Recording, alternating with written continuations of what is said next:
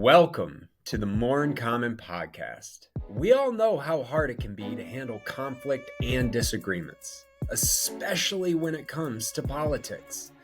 These moments can strain even our closest relationships, and that's why we're here. I'm Keith Richardson, and for over 5 years, we at More in Common have worked with professionals from all walks of life, NFL teams, tech companies, and community leaders, ultimately to improve how people connect and communicate. And with my background in psychology, I've spent 20 years refining strategies that focus on compassion and understanding. And I'm joined by my co-host, Gerren Kelsaw, who joined the team 2 years ago. Gerren is a producer, an entrepreneur, and a creative, and he lives the principles we talk about, bringing real-world experience to every episode. Together, we're here to help you discover how we all have more in common than we might think. Enjoy the show. All right, let's get into it. This week, we have a guest, our first guest of this version of the More in Common podcast. Dadrian Eason is the co-founder and executive director of an organization called the Diversity of Thought Project, where they build partnerships with a very diverse selection of companies, community leaders, and advocacy groups all throughout society. They're currently launching a program across Southern California called Pathways to Equity. Dadrian, welcome to the show. Hey, thanks for having me. I'm definitely excited to be here with the More in Common team today. Our Pathways to Equity initiative is aimed at transforming the overall well-being of juvenile detainees in Southern California. We're trying to implement inclusive social strategies and track developmental metrics in order to measure the impact of financial investments over time. We definitely believe in the power of investing in our youth. It's a project that we're excited to kick off for 2025. So definitely look for Dadrian Eason and the Diversity of Thought Project on Meta, Facebook, and on LinkedIn. Man, calling it. Well, first of all, I love the concept of that, right? Because I feel like people end up in the juvenile system and then they don't get out with any tools necessarily oftentimes to help rebuild their lives or go in the right direction with life. So this effort sounds like something that I'm all about. Yeah, imagine someone that really thinks exactly that same way. You look at these kids, you look at what they're doing on a daily basis, and you're like, hey, every day these kids have an opportunity to go out, play ball on the yard, just like you see on prison movies.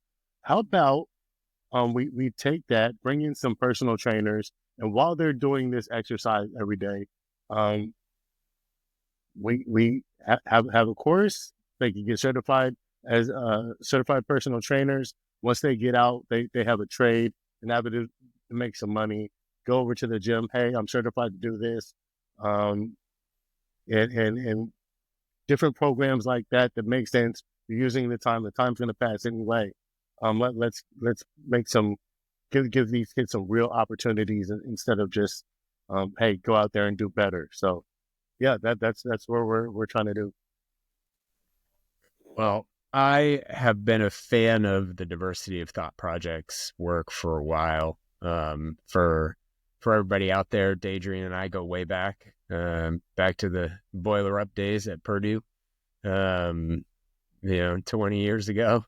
And the work that you've been doing for many years, right? This is not, this project is new, and I'm super inspired by this project, is very much anchored in a lot of the stuff that we talk about, really getting people to see people in their humanity and navigate through not their worst decision, but through all of the good decisions that follow, especially our youth.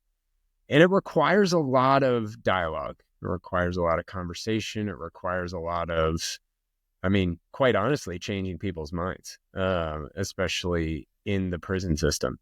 And you have been at this work for, when did Diversity of Thought, it started, 2020? 2020, so coming up on 5 years.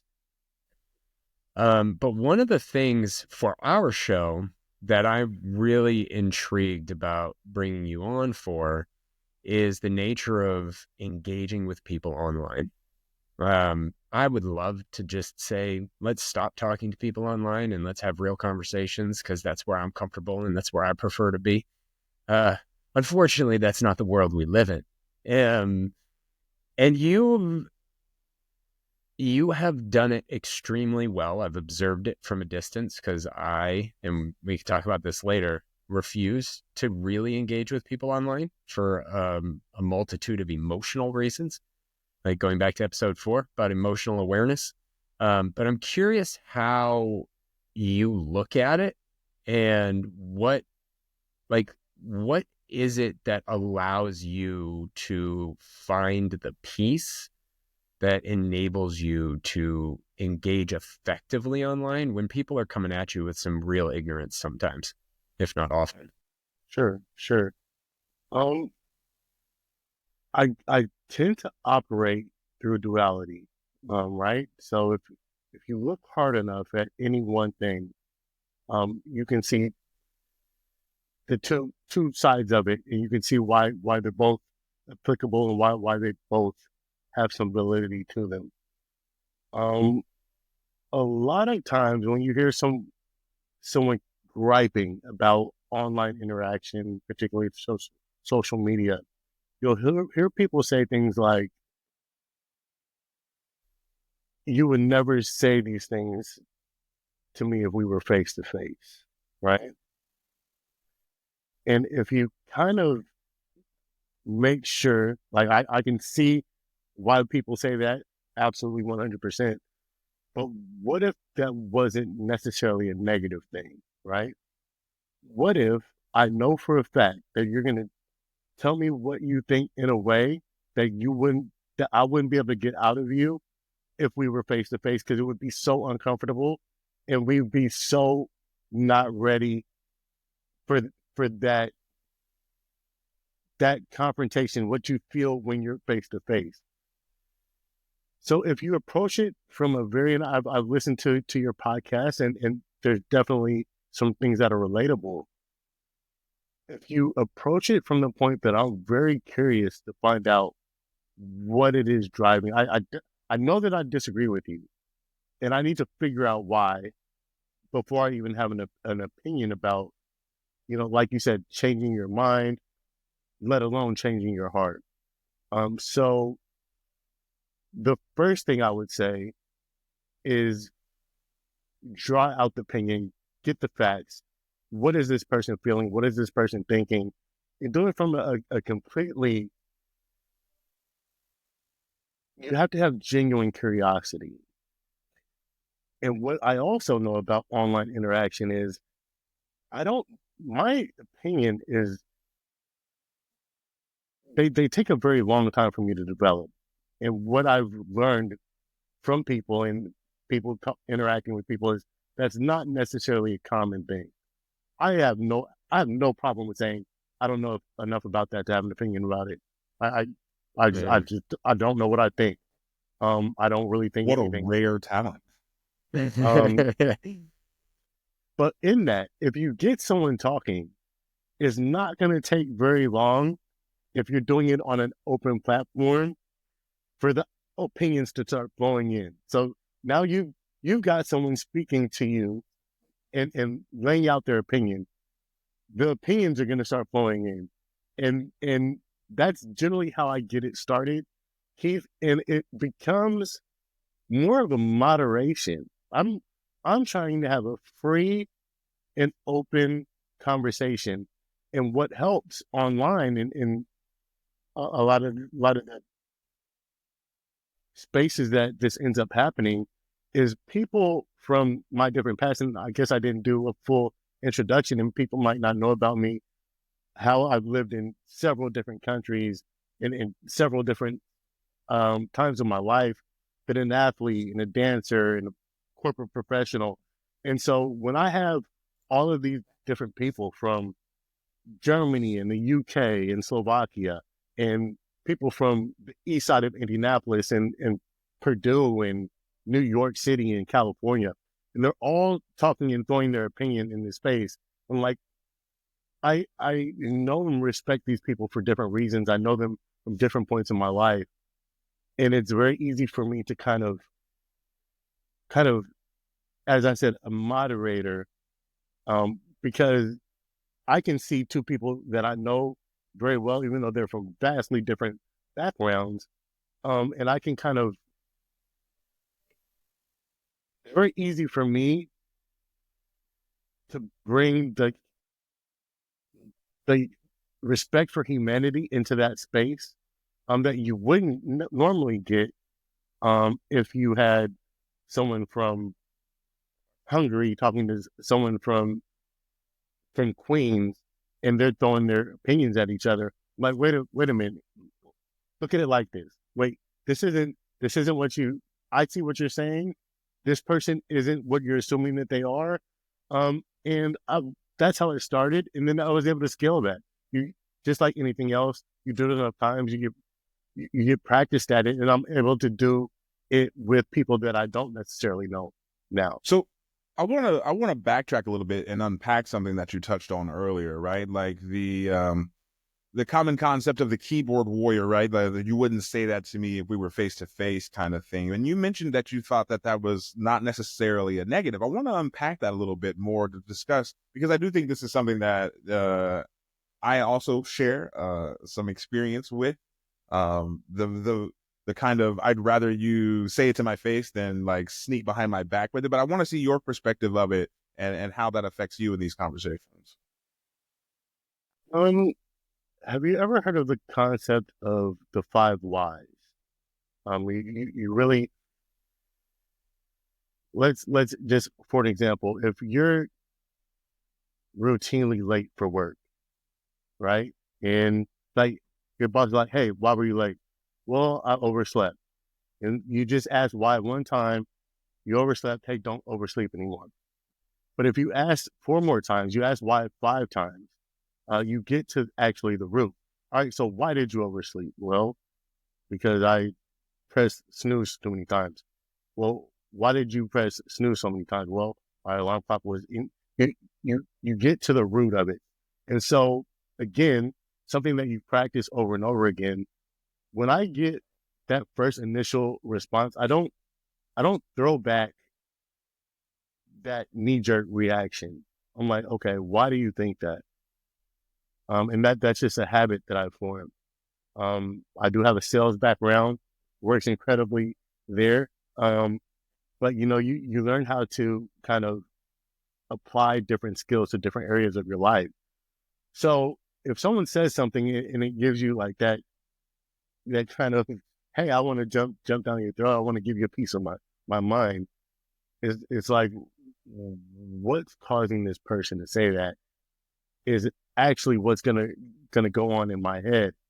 And then I'm gonna formulate what I want to say in the form of a question. So that's another skill. As if you've ever been in a leadership or a management type situation, there's a difference between coaching and managing, right? You can tell people what to do, but if you get people to come to the conclusion on their own rather than just guiding them, it's so much more powerful. So if I'm like, okay, what I feel the answer to this question is, what I feel the answer to this situation is A. And I'm able to formulate it in a way where I can ask a question, get this person to think in a way that's going to lead them to the desired outcome. That's generally what I set out to do. So if you go through, my social media, like a lot of the times, once we're in an interaction and someone is throwing accusations at me, I'm like, if you go back and look at what I said, all I did was ask you a question. I haven't even told you my opinion yet. And then sometimes I'll be like, oh yeah, well, I apologize. And so if you're really careful not to detect what the goal is, and this is something that I practice. I'm not perfect at it. I have things that I want to achieve, and one of them is detaching your identity from your opinion. right? You're not your opinions. We feel like we are, but we're not. Um, our beliefs, they become a part of us because we hold them for so long, and we tie ourselves to them. And sometimes we hold on to them so tightly because if I don't believe this, then who am I? Like this, but if you detach yourself from your belief, and it's like you change, and part of your identity becomes, I'm a person that I can change my mind. I have the ability to change my mind. And that becomes part of your identity. Then you're looking for facts, and you're looking for it's not a negative thing when someone proves you wrong. Right. And, It reminds me of the phrase that we often use around here: strong values loosely held, right? Like there's nothing wrong yeah, with having strong values, but being open to new information, being open to changing your perspective on things is different. And it's something that we on the show always talk about. None of us are perfect. It all takes practice. This stuff is challenging to do, especially in real life, especially in situations where you're boiling over. But I also want to talk about what you perceive, Dadrian, as the value of the discourse, because Keith, my man, is like, I don't even engage, right? Like I just let those people yeah. do. So I think this is, I want to double in. Like you and me, G, we're on the same wavelength on the direction here, asking the questions, because I want to reset for the audience. What's interesting, what I love about everything you're saying is it's basically everything I say, right? Like, or we talk about episode after episode, engaging in person, right? Engaging in person. However, so I've practiced that. I've practiced that for years, right? Building up the calluses and the detachment from the other person and all of these emotional experiences that cause you to either shut down. To your point, if that person said it to you in person, the emotional experience is wildly different because of the hormonal release and all of the psychochemistry that is going on that is different than it is online. So I've built up those calluses, yet I cannot like consistently do it online because of the way that approach happens. Like someone just shouts an opinion. They don't just shout an opinion in person, right? It's a little more curated. It's a little more finessed in most cases. But what I love about what you're saying is this idea of, well, I'm glad they do. It's an opportunity where that opportunity wouldn't exist in person because they would be more concerned about social structures, social constructs, and all that other stuff. So now we can get to the root of it. I have the tendency to ask questions online. Like when I'm ready to engage online, it's all question based, and then people will block me or people won't engage. Like it's just so it frustrates me even more. And I will add, then there's this distance of time. So when I say something and then someone says it back, I was in the position when I said it. Now, an hour or two later, I'm not feeling it anymore. So now I'm like, I don't know what they said. And I'm going to give it another 24 hours. And all of that gap creates a whole lot of tension for me where I'm thinking about it too much. And so like what I love about what you're saying is like, do what you normally do, like do everything that you talk about and use it based on this lens of opportunity, right? And move in that direction so that you're asking questions, you're working towards that space of, hey, if they throw out an opinion, fine.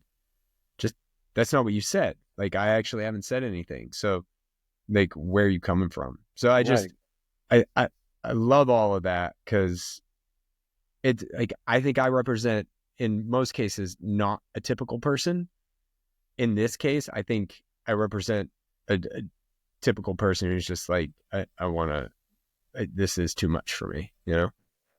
So, Gerren, to answer your question very shortly, what value do I see in it? I believe that conversation drives the culture forward, right? So kind of like just jumping back to what Keith said, again, finding the duality, the tension that you feel in the time these conversations take. Do you think you would feel the same tension if you reframed it? Because I don't think that it'd be very difficult for us to come up with the pros to having a conversation where you have plenty of time to think about your response, plenty of time to think about what the person said, and formulate a response that's really accurate of the way you feel, which is not what we always get the chance to do face to face. When we have a conversation, especially when there's emotions involved, you play that conversation back in your head. It's like, oh man, I wish I would have said this, or I wish I hadn't said this, right? So I think, and I don't want to put that answer into your head if it's not there. I think that we can reframe that and again, turn that into a positive. But again, I believe that conversation drives culture forward. It drives society forward. So when you talk about the typical person having a conversation or the atypical person, there are people that hold opinions and especially following, a very uh, heated election. I have come to find that, and we're talking averages here, in general, generally speaking, if you take it upon yourself to enter a space where you're listening to opinions a lot, how many of our ideas are our own ideas? And how many of the opinions that we hold are someone else's opinion that we heard, we liked it, and then we just regurgitate it out? And so if your goal is genuinely to drive us forward, to move us forward, and you can get one person to question their opinion, and you'll get pushback, you'll the cognitive dissonance when people think about their opinions in ways that they haven't thought about them before, and they get frustrated because they can't answer certain questions about their opinions, and they're just like, well, I just think what I think. We'll just have to agree to disagree. Like, I think there's value in that. So becoming practiced at getting people to question their own opinions, getting people to question what they think on either side of any given issue, and doing it at scale where many people can look at it at one time, and many people can comment and ask themselves and learn about other perspectives. That's what the Diversity of Thought Project was born from. That idea of me personally, and my partner as well, have a very unique perspective in that, hey, I have this black kid from the east side of Indy that was raised by a single black. That's an experience that a lot of people share. But hey, he's sitting in Eastern Slovakia in corporate rooms where some of these people have never actually, they could go all year and not sit in the same room with a black person easily. And that's a common experience. And I have several of these aspects of how I moved around the world in not a very long amount of time.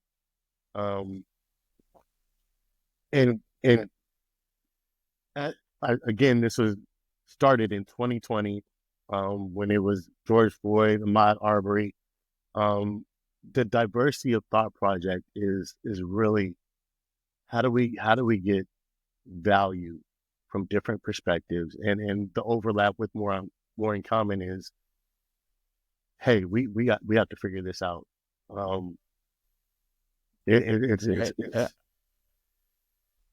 Yeah.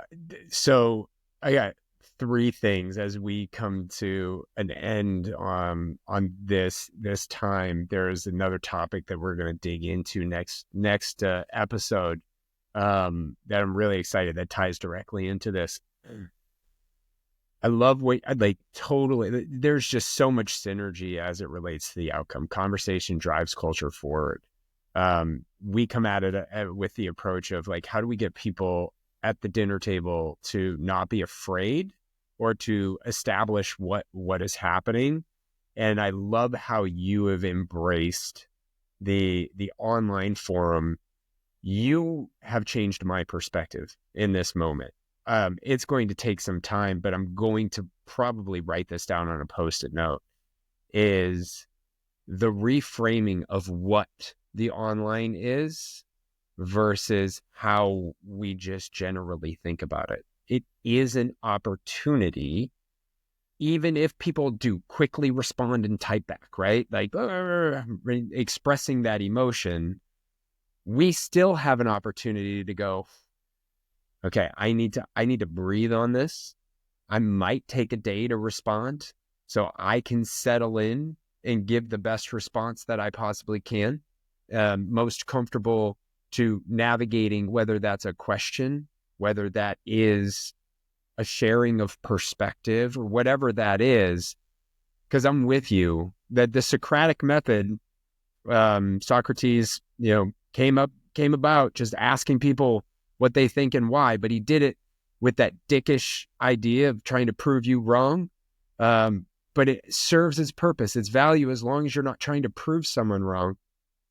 Because what you said there is, I agree wholeheartedly. It's one of the most valuable things to have someone challenge your opinion and to challenge someone else's opinion, not to draw them to your conclusion, but to make them think about their own conclusion. And what's challenging about that in general is that we never see the end result. We want to know we changed their mind, but the reality is that seed, that inception, takes time. And that person may never tell you you helped them figure it out. Most often, they're not going to tell you that you helped them figure it out. And you just have to trust that, hey, if you see the thought happen, even that dissonance, you made huge progress. And we can continue having these conversations and they make it more productive. I don't know, G, if you have any final thoughts that I mean, I think that one, what we're talking about reminds me of John Stuart Mill's seminal work on liberty, right? Like, this is the marketplace of ideas, right? Like the same concept of steel sharpens steel and the freedom of expression, that truth emerges through debate, that even bad, false ideas have utility, in the sense that through debate, through the crucible of examination, they are either made better or eliminated because of the facing the light of truth, so to speak, facing the light of discussion. I have some other things that I want to talk with Dadrian about, because I think that he touched on one of my third rails on the internet, the uniqueness of being a Black person sometimes, and the barbs that are wielded at you. Like, I do a lot of content about Mexico news. And I've had people on TikTok be like, well, why do you care in-word in Spanish? And I'm like, well, first of all, and I'll respond in Spanish, right? Like, I'm fine with that. But what, for your experience, right? Like, how does one separate the obvious legacy of some of these things that we face as our unique beings in the world, while still maintaining the mediator stance sort of that you take on? Like, how have you experienced that? How has that been affected in your past? Can I interject? So, G, I think that's a great lead into our next week's conversation as we continue discussing online chatter with Dadrian. Dadrian, as we wrap up today, any final thoughts that you want to leave the audience with? I think in the scope of the conversation, and going back to the concept of conversation driving our culture forward, I would welcome people to kind of join in the movement of helping. Again, Key, like the goal isn't always to change someone's mind. The goal isn't always to change someone's heart. But what if going forward, you knew that the next person that this individual encounters, they will at least have thought about their own opinion deeply, fully, and in a challenging way. And that in itself, knowing that the next time this person goes off into a conversation, whatever space they're in, whether it's online or whether it's at a dinner table or whether it's at a conference somewhere, this person will have thought about this opinion in a way that they haven't before. And that the opinion, regardless of whether you personally agree with it or not, has more value in the world and can be influenced in a better way than you had an opportunity to. And if we all do that, we scale that out, then the conversations that we're having have more value, and we have a culture that has moved forward because of the conversations that we're having. Well, D, I'm excited to have you back next week. This has been an awesome conversation. I just love your application of all the things to the online space. And G and I had this conversation last week. I'm like, I need you to protect me from the social media monster because I really don't like it. And so this is giving me an anchor to think through as I think about using all the stuff that we talk about as it is, just in the online space with a different perspective. So for the audience out there, hey, like, follow, share. If you think this would be of value to someone in your ecosystem, send it their way, put it in a text, and leave a comment. Let us know how we're doing. If there is any stories that you want to share about the application of anything that we talk about, please do. And we will be back with you next week. This is More in Common. Thanks y'all for listening to the More in Common podcast. I'm Gerren Taylor. That's Keith Richardson. Thank you to our guest, Dadrian. We'll see you next time.